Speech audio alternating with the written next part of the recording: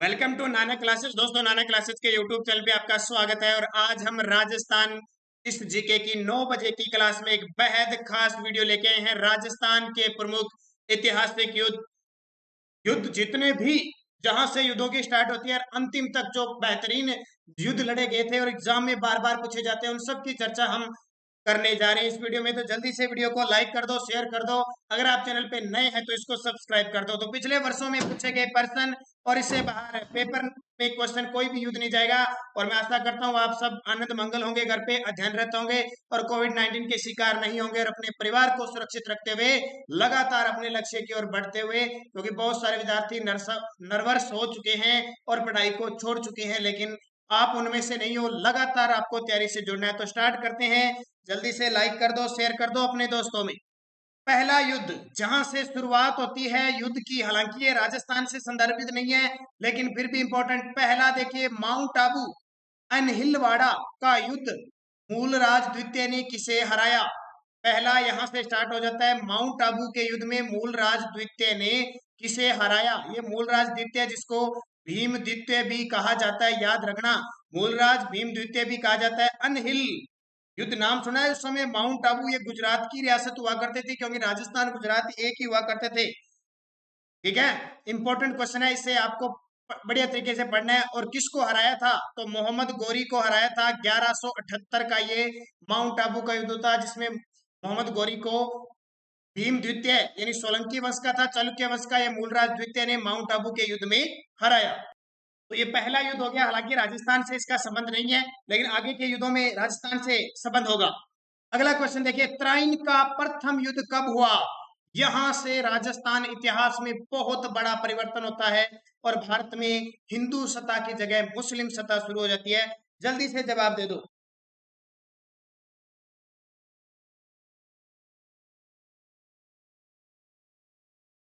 और इसका जवाब है 1191 ईस्वी में त्राइन हरियाणा के अंदर ये युद्ध हुआ था, मोहम्मद गोरी और पृथ्वीराज तृतीय के बीच, जिसमें पृथ्वीराज तृतीय ने मोहम्मद गोरी को हरा दिया। एग्जाम में क्वेश्चन आता है, त्राइन का युद्ध कब हुआ? प्रथम प्रथम एक 1191। एक बहुत आसान है, हर एक जो भी विद्यार्थी सही करता है, फिर भी एग्जामिनर, क्योंकि यहाँ पे इतिहास की कहानी कुछ और बयां करने लग जाती है, इसलिए एग्जाम में आता है। तो मैं जैसे जैसे युद्ध आते रहेंगे सारी चर्चा करूंगा। 1191 में प्रथम युद्ध, 1192 में त्राइन का द्वितीय युद्ध, जिसमें पृथ्वीराज हारा था और मोहम्मद गोरी जीत गया था। 1194 में कौन सा युद्ध हुआ था? चंदावर का युद्ध, जिसमें मोहम्मद गोरी ने जयचंद गहड़वाल को हराया था। ये तीनों बहुत खास है भारतीय इतिहास में। त्राइन का द्वितीय युद्ध में किसकी हार हुई थी? त्राइन के द्वितीय युद्ध में, अब ये आपको पता लग गया, 1192 द्वितीय दो, बस इतना याद रखना। किसकी हार हुई? तो पृथ्वीराज चौहान तृतीय की हार हुई थी, ध्यान रखना। किससे हारा था? मोहम्मद गोरी से हारा था। एक बात आपने सुनी होगी, पृथ्वीराज चौहान का दरबारी कवि था चंद्र बरदाई, और कहते हैं कि पृथ्वीराज चौहान को अंधा करके इस युद्ध के बाद ये मोहम्मद गोरी गजनी ले जाता है, और वहां पर चंद्र बरदाई अपने मित्र की बदला लेने के लिए वहां जाता है और शब्द भेदी बाणों का प्रयोग करने के लिए एक व्यूह रचना है, जिसमें आपने सुना होगा 24 बांस, 4 बांस 24। ठीक है, इस प्रकार ये बात होने से 24 अंगुल 4 बांस अंगुल अष्ट प्रमाण ता बेटे सुल्तान मत चुके चौहान, ये बात सुनी होगी। तो वो संबंधित है इस पृथ्वीराज चौहान से। अगला देखिए, बुताला का युद्ध इल्तुतमिश के साथ किस मेवाड़ शासक लड़ा? देखो, मैं क्रम से सारे लेके आया हूं जो ऐतिहासिक दृष्टि से। बुताला का युद्ध इल्तुतमिश के साथ किस मेवाड़ शासक ने लड़ा? अब ये बुताला का युद्ध राजसमंद के क्षेत्र उदयपुर क्षेत्र में है, और कब हुआ था? 1227 ईस्वी में बुताला का युद्ध हुआ था। अब आपको पता है युद्ध के आंसर कैसे दिए जाते हैं? आपको ये देखना था कि वो युद्ध की कहानी, जैसे मैंने आपको बता दिया बुताला का युद्ध हुआ 1227 ईस्वी में। अब ये अंदाजा लगाना है कि इल्तुतमिश समय, इल्तुतमिश 1210 में गद्दी पर बैठा और 1236 में इसकी मृत्यु हो गई। ठीक है, उस समय मेवाड़ का शासक कौन था इल्तुतमिश के समय? अगर ये, क्योंकि मैं जब कोचिंग में पढ़ाता हूँ तो मेरा एक खासियत है, मैं हिस्ट्री जब भी स्टार्ट करता हूँ तो सबसे पहले दिल्ली सल्तनत की पूरी कड़ी पढ़ाता हूँ। दिल्ली सल्तनत के शासकों के बारे में, कौन सा वंश था, और फिर मुगल वंश के बारे में बताता हूँ, ताकि क्योंकि राजस्थान का संबंध दिल्ली सल्तनत से था, मुगलों से था, उससे संबंध हो जाए सीधा। अब देखो, इल्तुतमिश का नाम आते ही आपके दिमाग में होना चाहिए कि जब 1227 में युद्ध लड़ा था उसमें मेवाड़ का शासक कौन हो सकता है? जेतर सिंह था। कौन था? जेतर सिंह था। ऐसे आपको याद रहेगा, ये जेतर सिंह 1213 से लेकर 1253 तक गद्दी पर बैठा था। जेतर सिंह इसने बुताला का युद्ध लड़ा था और इल्तुतमिश को हरा दिया था। ठीक है, ये बातें ध्यान रखना है, इस प्रकार याद रहेगी आपको। अगला, रणथंभौर का साका कब हुआ? मैं पूरी बढ़िया तरीके से आपको बता चुका हूँ। रणथंभौर सवाई माधोपुर में है, 1301 में यहाँ साका हुआ। 1301 में साका हुआ। शासक थे हमीर, पत्नी थी रंग देवी, और नाम सुना होगा आपने रणमल रत्तीपाल। रणमल रत्तीपाल। और इधर से अलाउद्दीन AK-47 ये नाम होता था। एक याद रखना, राजस्थान के रियासत के जितने भी राजा थे वो किसी से नहीं हारे, सिर्फ अलाउद्दीन खिलजी से हारे थे। अलाउद्दीन खिलजी ने आक्रमण किया, क्योंकि आपको पता होगा अलाउद्दीन खिलजी की एक बेगम थी चिमना बेगम। कौन थी? चिमना बेगम। और एक इसका सेनापति था मोहम्मद शाह। इन दोनों के बीच प्रेम हो जाता, चिमना बेगम और मोहम्मद शाह के बीच प्रेम हो जाता है। और मोहम्मद अलाउद्दीन खिलजी को इस बात का पता लगता है, तो मोहम्मद शाह पर मारने के लिए सेना भेजता है। तो मोहम्मद शाह भाग के किसके पास चला जाता है? हमीर। और हमीर इसको शरण दे देता है, इसलिए हमीर को शरणागतों का रक्षक कहा जाता है। और हटी कहा जाता है, हमीर हटी, क्योंकि इसने हट कर लिया था। अलाउद्दीन खिलजी को कह दिया, मैं अब तेरे अपराधी को नहीं छोड़ूंगा, क्योंकि मेरी शरण में आ गया। और इस हमीर के बारे में कहा जाता है, सिंह सुवन सतपुरुष वचन कदली फलत एक बार, तिलिया तेल हमीर हट चढ़े न दूजी बार। इतना हटी था, ये वाक्य इसके लिए कहा जाता है। तो हमीर ने इसको शरण दी और खुद मारा गया, और अपनी पत्नी के नेतृत्व में यहाँ पे जल जोहर होता है। राजस्थान का एकमात्र जल जोहर और राजस्थान का प्रथम साका इस रणथंभौर दुर्ग में होता है। किस वजह से? इस रणमल और रत्तीपाल के विश्वासघात के कारण होता है, ध्यान रखना। तो ये रणथंभौर का साका मैंने बता दिया। 1301 ईस्वी में अलाउद्दीन खिलजी ने आक्रमण किया, केसरिया अमीर देव के नेतृत्व में और रंग देवी के नेतृत्व में जल जोहर होता है। और इस युद्ध के बाद अलाउद्दीन खिलजी के दरबारी कवि था अमीर खुसरो ने कहा कि आज कुफर का गढ़ इस्लाम का घर हो गया। और जब इस दुर्ग को घेर लिया था, तो अमीर खुसरो ने कहा कि ऐसी स्थिति आ गई थी रणथंभौर दुर्ग में कि 2 सोने के दानों के बदले एक अनाज का दाना नसीब नहीं हो रहा था। और एक रणथंभौर के बारे में अबुल फजल ने कहा था रणथंभौर दुर्ग के बारे में कि राजस्थान के बाकी सब दुर्ग नंगे हैं, जबकि ये बख्तरबंद है। ये सारी कहानी मैंने बता दी। 1303 में चित्तौड़ का साका हुआ प्रथम, 1308 में सिवाना का साका हुआ, 1311 में जालोर का। सबकी चर्चा करूंगा मैं, सारे युद्धों की। अगला, चित्तौड़ के युद्ध में किसके द्वारा आक्रमण किया गया? अब चित्तौड़ का युद्ध कब हुआ? 1303 ईस्वी में हुआ, और आक्रमण किया था AK-47 फिर अलाउद्दीन खिलजी ने। मैंने कह दिया ना, दुर्गों में जितनी भी जीत हुई अलाउद्दीन खिलजी कर पाता है और कोई नहीं जीत पाता। अलाउद्दीन खिलजी ने आक्रमण किया, और इधर से शासक कौन थे? तो अलाउद्दीन खिलजी ने आक्रमण किया। शासक थे रावल रतन सिंह। रावल रतन सिंह, पत्नी थी पद्मिनी, और सेनापति गोरा बादल। बहुत ही खास गोरा और बादल की वीरता जानी जाती है चित्तौड़गढ़ दुर्ग के लिए। आक्रमण किया, रावल रतन सिंह मारा गया, और पद्मिनी ने जौहर कर लिया। जब केसरिया और जौहर होता है तो साका कहलाता है। पद्मिनी ने जौहर कर दिया, और ये चित्तौड़गढ़ का प्रथम साका 1303 में। ध्यान रखना, अलाउद्दीन खिलजी ने 8 माह तक घेरा डाले रखा था। इन सब की जानकारी पद्मावत ग्रंथ जो मलिक मोहम्मद जासी ने लिखा था 1540 में, उसमें जानकारी मिलती, याद रखना। और इस दुर्ग का नाम किसने? अलाउद्दीन खिलजी ने जब जीत लिया 1303 में, तो इस दुर्ग का नाम खिजराबाद रखा। बहुत खास चीजें अलाउद्दीन खिलजी, याद रखना। इतनी चीजें मैंने बता दी, मैं लगातार जो भी कंटेस्ट होगा सारी चीजें बताता रहूंगा। अगला, सिवाना दुर्ग के समय 1308 में वहां के शासक कौन थे? अब 1308 में सिवाना दुर्ग का साका हुआ था, आपको पता है। उस समय वहां के शासक थे शीतल देव चौहान, जो कान्नड़ देव चौहान के भतीजे थे। आक्रमण फिर अलाउद्दीन खिलजी। AK-47 इसको नाम दे दो, AK अलाउद्दीन खिलजी। आक्रमण किया, पत्नी मैनादे थी, पत्नी मीणादे थी, इसके नेतृत्व में जोहर हुआ 1308 में। और अलाउद्दीन खिलजी ने इस दुर्ग का नाम रखकर खीराबाद कर दिया। इसका? सिवाना। मैंने दुर्ग पढ़ाए थे ना, आपको बताया था सिवाना दुर्ग बाड़मेर में हल्देश्वर पहाड़ी पर 10वीं शताब्दी में वीर नारायण परमार ने इसका निर्माण करवाया था। 2 साके हुए। राजस्थान के इतिहास में इसके मारवाड़ के शासकों की शरण स्थल इस दुर्ग को कहते हैं।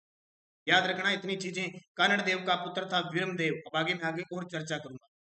अगला, जालोर दुर्ग के साके में जोहर किसके द्वारा किया गया? सब युद्धों की चर्चा यहाँ पे बढ़िया तरीके से करने वाला हूं, बस आपका सहयोग चाहिए।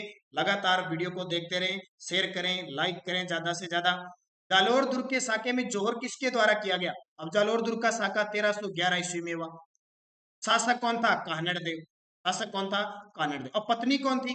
तो कानड़ देव की पत्नी थी, कौन थी? जेतल देव। जेतल है, जेतल। जेतल देव कानड़ देव की पत्नी थी। इसके नेतृत्व में क्या हुआ? जोहर हुआ। कानड़ देव की पत्नी थी। अब हुआ क्या, कहानी क्या हुई? तो कानड़ देव तीन कारण होते हैं अलाउद्दीन खिलजी के साथ युद्ध करने के। नंबर एक, कानड़ देव से पहले जो शासक थे समर सिंह, ठीक है, उन्होंने क्या है, अलाउद्दीन खिलजी जब सोमनाथ मंदिर गुजरात को लूटने जा रहे थे तो जगह नहीं दी, उसके माल को लूट लिया। दूसरा कारण था, कानड़ देव जब कहते हैं कि दिल्ली दरबार जाते हैं तो वहां उनका अपमान करते हैं। रिश्ता के अनुसार कानड़ देव जब दिल्ली दरबार जाते हैं तो वहां उनका अपमान किया जाता है कि हिंदुस्तान में ऐसा कोई बादशाह नहीं जो मेरा मुकाबला कर सके। तो जो कानड़ देव है उसने चैलेंज दे दिया कि आजा मेरे, मैं आपके साथ युद्ध करूंगा। तीसरा कारण था किसके का, हुणोत नैनसी के अनुसार तीसरा कारण यह था कि कानड़ देव के पुत्र विरम देव और अलाउद्दीन खिलजी की पुत्री फिरोजा के साथ प्रेम संबंध हो गए, और अलाउद्दीन खिलजी अपनी पुत्री फिरोजा से शादी करना चाहता था विरम देव, लेकिन विरम देव के हिंदू था, उसने अपने पिता के कहने पर फिरोजा से शादी नहीं की।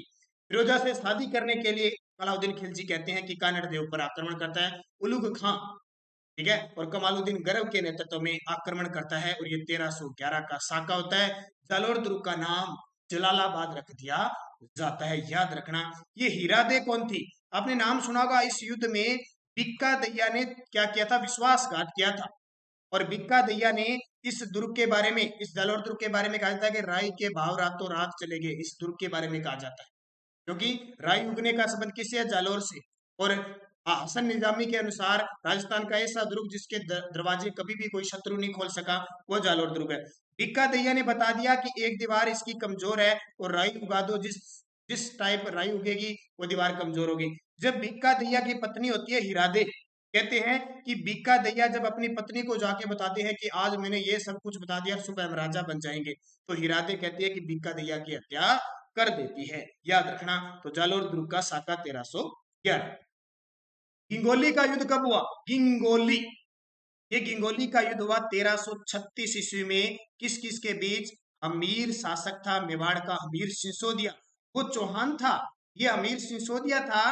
किसके साथ युद्ध हुआ, मोहम्मद बिन तुगलक के साथ। एक बात बता देता हूँ, दिल्ली सल्तनत में अलाउद्दीन खिलजी ही राजपूतों से जीतता है, बाकी सब आते हैं, उत्तर लगा देना कभी भी याद है। अमीर सिसोदिया और मोहम्मद बिन तुगलक के बीच युद्ध हुआ 1336 में, जिसमें अमीर सिसोदिया जीत गया और तुगलक हार गया। चित्ती कहानी है इसकी, याद रखना। ये अमीर वही है जो क्या करता है, मेवाड़ में सिसोदिया वंश की स्थापना करता है, 1326 में कर देता है, और इसे मेवाड़ का उदारक कहा जाता है, ध्यान रखना, मेवाड़ का उदारक। अगला, सारंगपुर का युद्ध कब हुआ, सारंगपुर का युद्ध कब हुआ, तो सारंगपुर का युद्ध कब हुआ, 1437 ईस्वी में। किस किस के बीच, कुंभा और महमूद खिलजी सेकंड के फर्स्ट के बीच हुआ, सॉरी, कुंभा और महाराणा कुंभा और महमूद खिलजी फर्स्ट के बीच हुआ। कौन सा युद्ध, सारंगपुर का युद्ध, कब, 1437। अब आपको दिमाग में रहना है कुंभा का काल क्या था, 1433 में गद्दी पर बैठा और 1468 में इसके पुत्र उद्दा ने इसकी हत्या कर दी कटारगढ़ दुर्ग में। कुंभा और महमूद खिलजी के बीच युद्ध होता है, जिसमें कुंभा जीत जाता है और महमूद खिलजी को पकड़कर कैद कर लेता है, 6 महीने रखता है और उसके बाद में छोड़ देता है, क्योंकि कोई वैल्यू नहीं होती कुंभा के सामने। और आपको पता है सारंगपुर युद्ध के विजय के उपलक्ष्य में महाराणा कुंभा विजय स्तंभ का निर्माण करवाता है, जिसमें आपको पूरी तरह से पढ़ा चुका हूँ बढ़िया तरीके से, क्योंकि बहुत बार एग्जाम में आता है। महाराणा कुंभा ने विजय स्तंभ का निर्माण किस जीत के बाद बनाया, सारंगपुर जीत के बाद। अगला, खातौली के युद्ध में राणा सांगा ने किस दिल्ली सुल्तान को हराया। अब सबसे पहले आपको पता होना चाहिए, खातौली का युद्ध हुआ 1517 ईस्वी, और खातौली वर्तमान में कोटा में है, वहां पे खातौली कोटा में है। राणा सांगा ने किस दिल्ली सुल्तान को हराया। अब आपके दिमाग में होगा कि 1517 में, पहले तो बताओ दिल्ली का सुल्तान कौन था, अपने आप उत्तर आ जाएगा।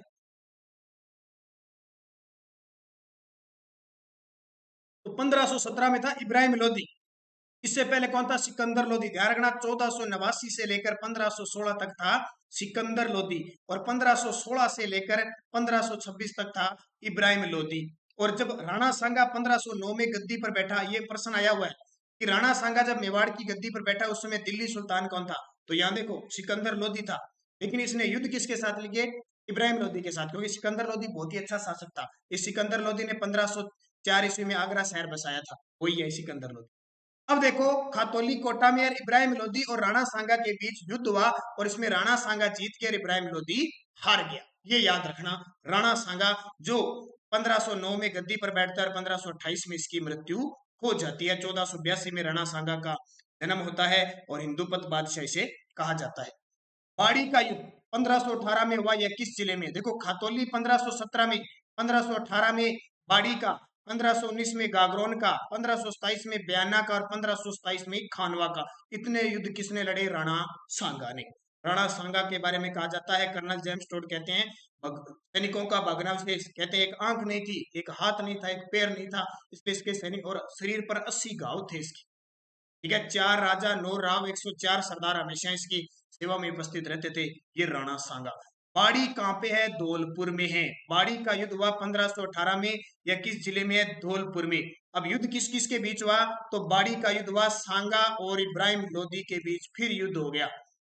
सांगा और इब्राहिम लोदी के बीच फिर युद्ध हो गया, जिसमें इब्राहिम लोदी फिर हार गया और सांगा जीत गया।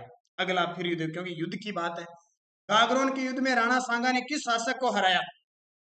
गागरोन के युद्ध में राणा सांगा ने किस शासक को हराया?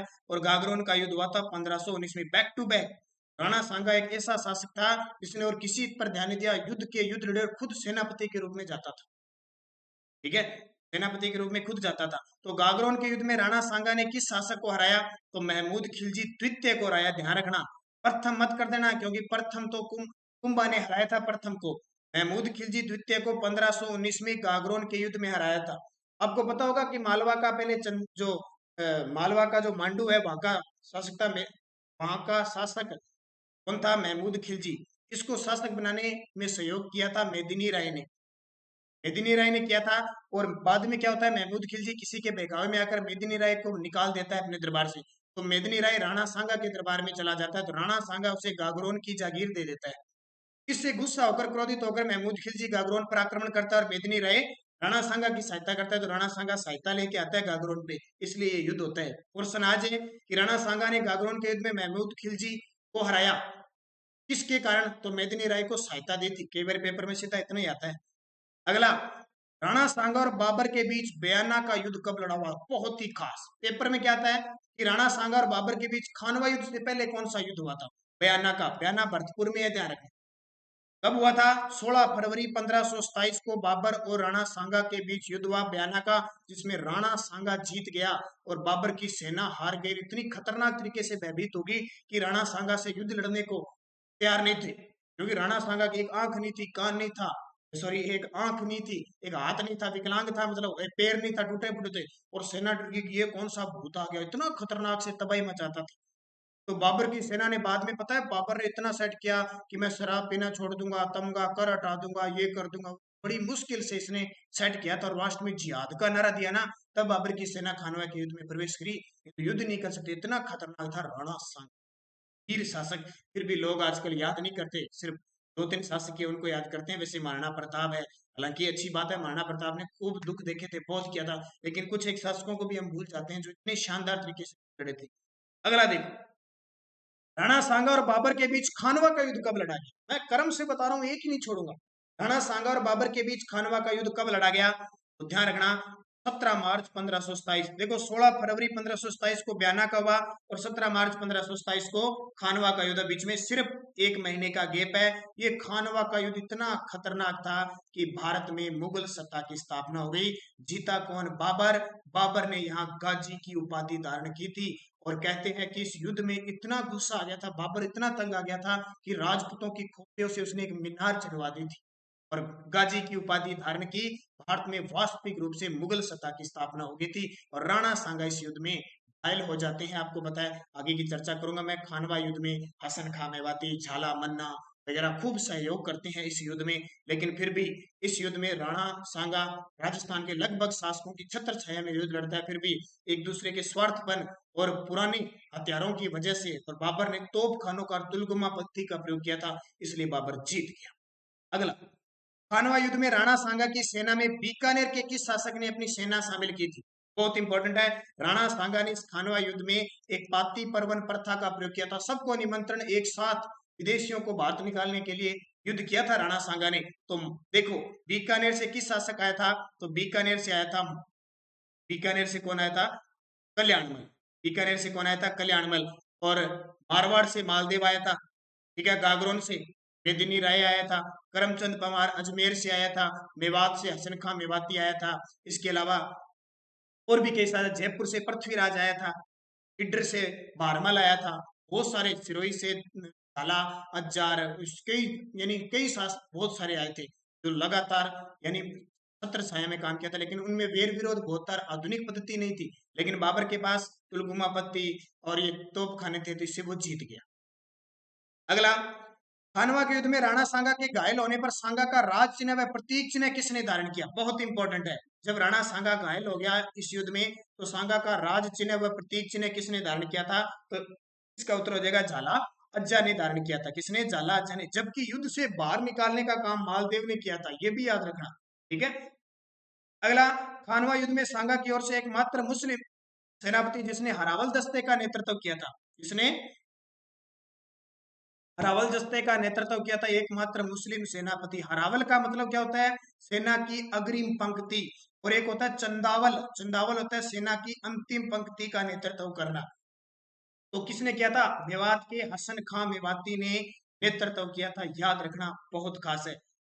अगला, चित्तौड़ का दूसरा साका किसके नेतृत्व में हुआ? आपको पता है 1527 के बाद 1528 में किसकी मृत्यु हो जाती है?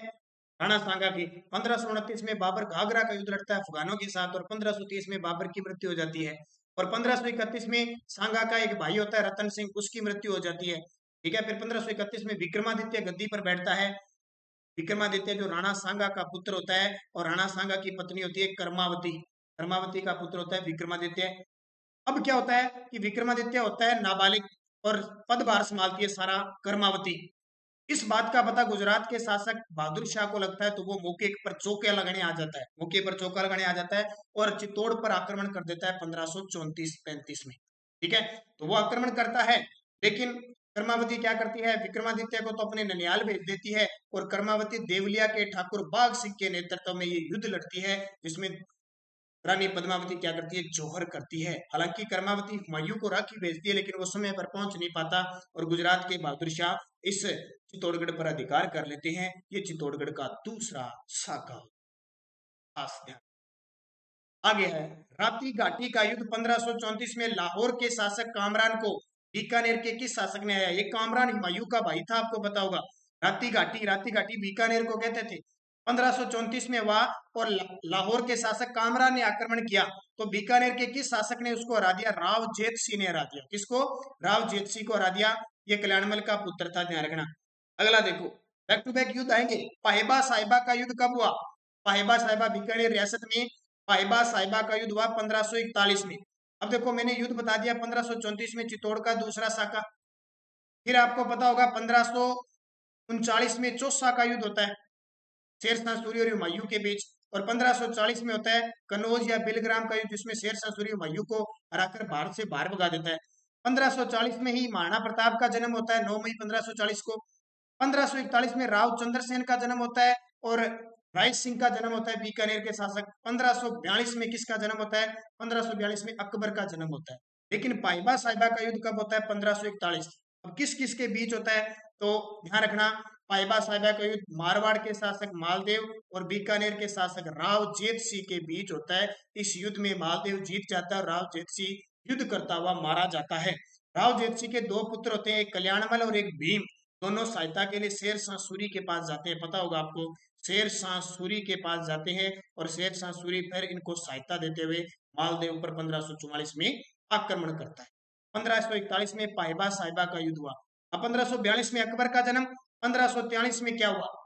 मेवाड़ का शासक था उदय सिंह, उसने शेरशाह सूरी के आक्रमण पर चित्तौड़ की चाबी किसको दे दी? ये सॉरी, हाँ, चित्तौड़ की चाबी किसको दे दी? शेरशाह सूरी की। तो मेवाड़ के शासक जिसने अफगानों की अधीनता स्वीकार की थी, उदय सिंह। ध्यान रखना, शेरशाह सूरी अफगान था। एक बार कौन बनेगा करोड़पति में क्वेश्चन पूछ लिया, शेरशाह सूरी किस वंश से था?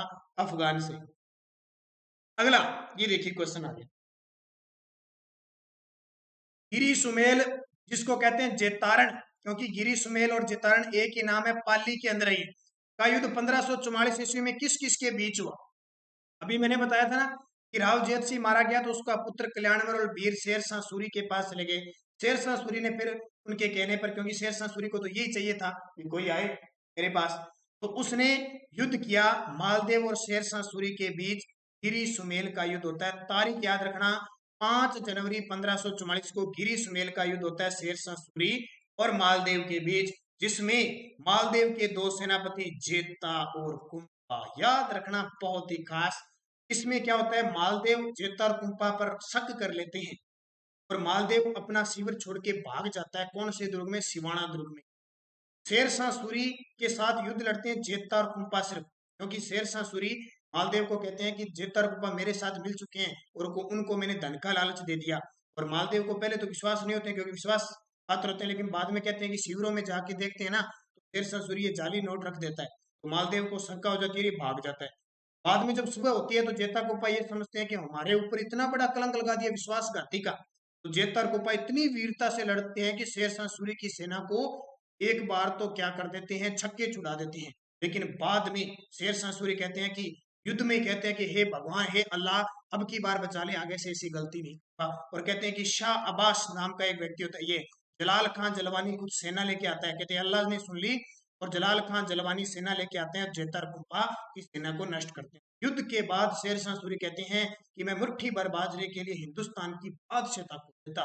किस युद्ध में? कहते हैं गिरी सुमेल, याद रखना। और शेरशाह सूरी जोधपुर पर अधिकार कर लेते हैं।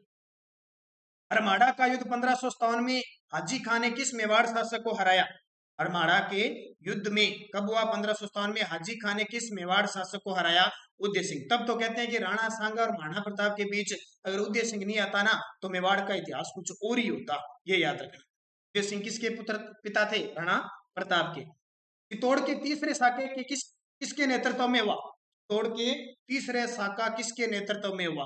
अब पहला साका हुआ 1303 में, दूसरा हुआ 1534 में, तीसरा हुआ 1567-68 में। इसमें आक्रमण करता है अकबर। कौन करता है? अकबर आक्रमण करता है और उस समय शासक होता है उदय सिंह। फिर उदय सिंह भाग जाता है। उदय सिंह ध्यान रखना 1543 में शेरशाह सूरी की दीनता स्वीकार करता है, फिर हरमारा के युद्ध में हार जाता है और यहाँ उदय सिंह फिर भाग जाता है क्योंकि अकबर इतना ताकतवर था कि उसके पास कोई इलाज नहीं था। उदय सिंह के दो सेनापति फिर आ गए, जयमल नेड़तिया और फत्ता सिंह सोदिया। जयमल फत्ता सिंह सोदिया, इनके नेतृत्व में युद्ध हुआ और फत्ता की पत्नी फूल कंवर ने यहाँ क्या किया था?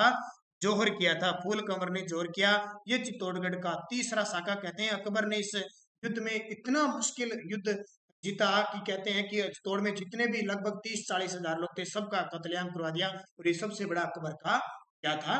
कलंक था। ये याद रखना, इंपॉर्टेंट क्वेश्चन है। अकबर ने आक्रमण किया था। कल्लाजी राठौड़ इसी युद्ध में शहीद हुए थे। कल्लाजी को 4 हाथों वाले देवता जो जयमल फत्ता, कहते हैं कि जयमल इस युद्ध में अकबर की संग्राम नामक बंदूक से मारे गए थे।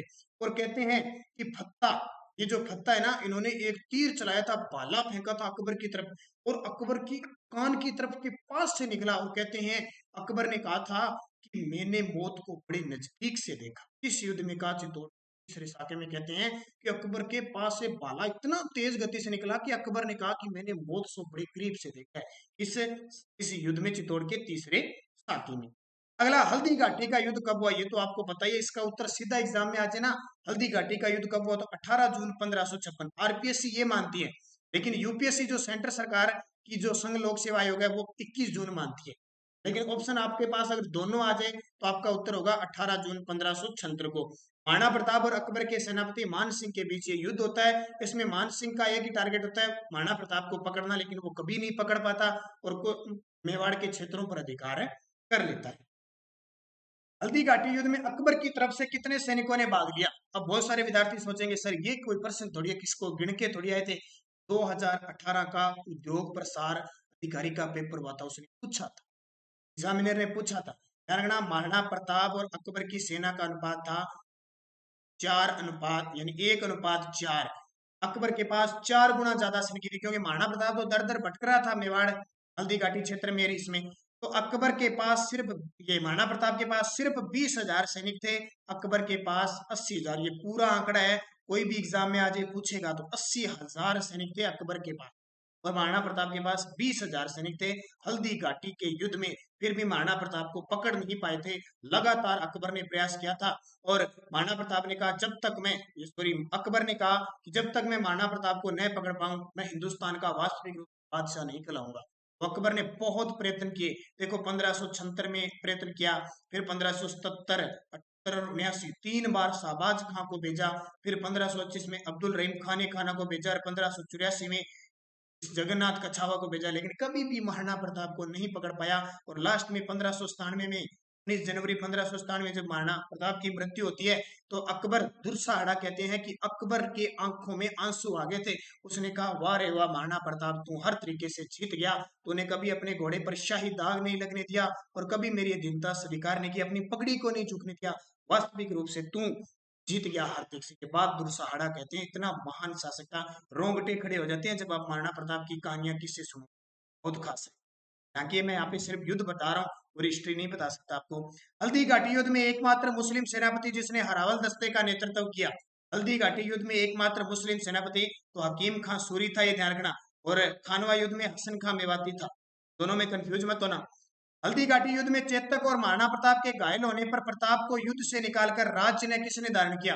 महाराणा सांगा के झाला अज्जा ने किया था और यहाँ झाला मन्ना ने किया था। झाला मन्ना या इन्हीं को कहते हैं मान विद्या भी कहते हैं, इनको ध्यान रखना। झाला विद्या या मन्ना एक ही बात है, ध्यान रखना, इन्हीं का नाम है। झाला पुंजा एकमात्र भील सेनापति थे। कुंभलगढ़ के दुर्ग के युद्ध के बाद दुर्ग पर किसने अधिकार किया?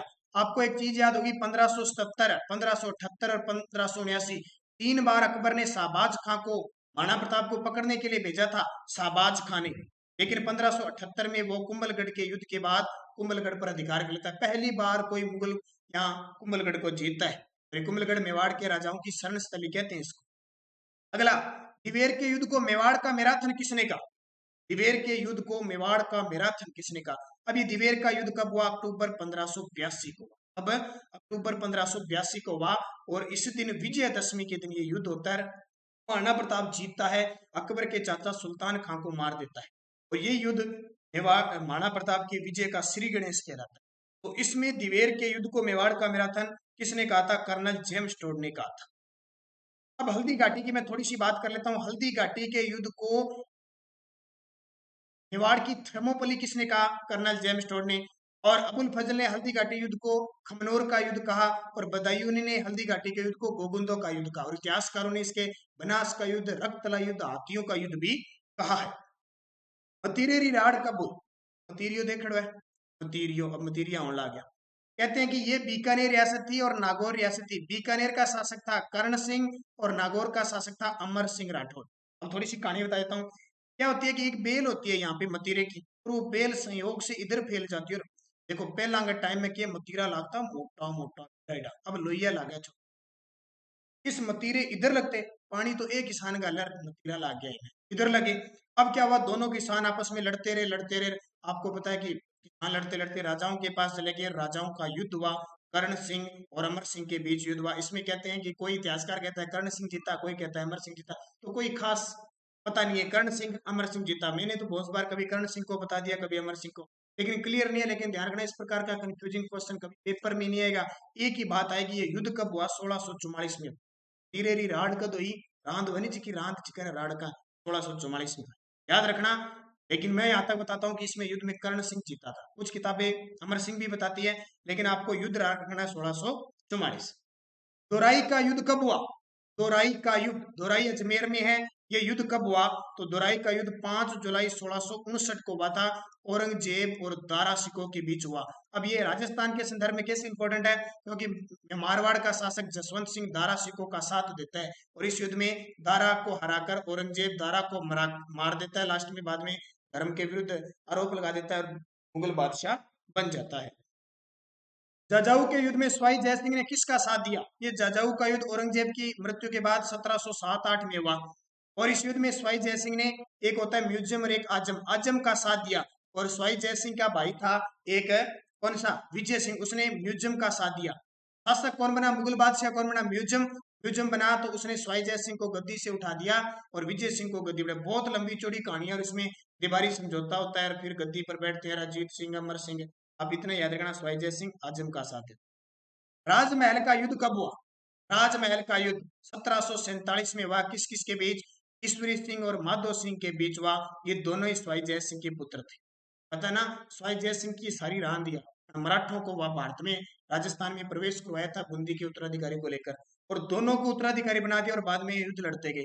ईश्वरी सिंह और माधो सिंह जयपुर के शासक थे, उनके बीच युद्ध हुआ 1747, जिसमें ईश्वरी सिंह जीत गया और कहते हैं ना, ईश्वर लाट सरगासुली का निर्माण करवाया था। उसी से कूदकर इसने 1750 में अपनी जान दी थी। ठीक है, राजमहल टोंक के अंदर है। बगरू का युद्ध कब हुआ? बगरू का युद्ध तो जस्ट अगले साल 1748 में बगरू का युद्ध वही ईश्वर सिंह और माधो सिंह के बीच हुआ। इसमें माधो सिंह जीत गया मराठों की सहायता से, लेकिन ईश्वर सिंह तेज था, उसने मराठों का धन का लालच देकर वापस गद्दी ले ली। माधो सिंह फिर रह गया। बगरू का युद्ध वापस गद्दी पर आता है, लेकिन मराठों से इतना तंग आ गया था ईश्वर सिंह कि 1750 में इसने इसरलाट सरगासुली से कूदकर अपनी जान दे दी। ये ध्यान रखना, 1734 में हुडा सम्मेलन हुआ था। बंटवाड़ा के युद्ध में कोटा के शत्रुसाल ने किस रियासत के शासक को हराया था? बंटवाड़ा का युद्ध तो बंटवाड़ा का युद्ध 1761 में हुआ था। अभी कोटा के शत्रुसाल ने रणथंभौर के क्षेत्र को लेकर युद्ध किया और जयपुर के शासक जगत सिंह को हरा दिया था। जयपुर के शासक जगत सिंह को हरा दिया। तुंगा के युद्ध में मराठों को किस शासक द्वारा हराया जाता है? तुंगा तुंगा के युद्ध में मराठों को किस शासक द्वारा? तुंगा का युद्ध हुआ था 1787 ईस्वी। कब? 1700। देखो क्रम से युद्ध लेके आया हूं। और प्रताप सिंह शासक था जयपुर का, उसने मराठों को हराया था तुंगा के युद्ध में। याद रखना, तुंगा ये टोंक जयपुर के आसपास क्षेत्र में है। अगला, पाटन का युद्ध कब हुआ? तो ये 1790 में हुआ था। पाटन सीकर के आसपास, और कई इधर नीचे भी बताते हैं इसको। ठीक है, पाटन के युद्ध में प्रताप सिंह ने मराठों को हराया था, महादजी सिंधिया को हराया था। प्रताप सिंह ने फिर हरा दिया था लगातार 2 युद्धों में, तो 1790 ईस्वी में। इसमें मराठों की भी जीत होती है, लेकिन पहले मराठा देखो पहले हार जाते हैं, उसके बाद में वो जीत कर तबाही मचाते हैं। ध्यान 1803 में लसबरी भरतपुर के युद्ध में दौलत राव सिंधिया ने किसे हराया था?